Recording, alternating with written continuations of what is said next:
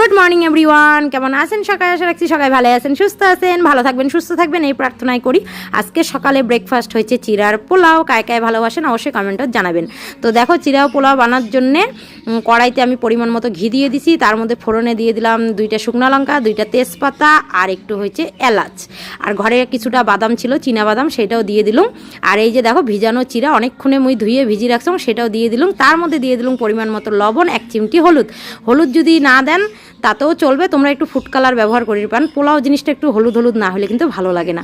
তো দেখো সুন্দর করে নাড়াচাড়া করে নিলুম। এর মধ্যে এলা দিয়ে দিম হচ্ছে একটু চিনি আর হচ্ছে একটু কিশমিশ। সবাই কিন্তু পোলাওটা একটু ঝাল খাইতেই পছন্দ করে, কিন্তু মোর একটু মিষ্টি ভালো লাগে, তার জন্যে মুই মিষ্টি পোলাও বানাই। তো দেখো এখানে পরিমাণ মতো মুই চিনি দিয়ে দিলুম। যাই যেমন চিনি খাইতে পছন্দ করেন, মিষ্টি আর কি মিষ্টি খাইতে পছন্দ করেন, তাই তেমন পরিমাণ মতো দিয়ে দেবেন।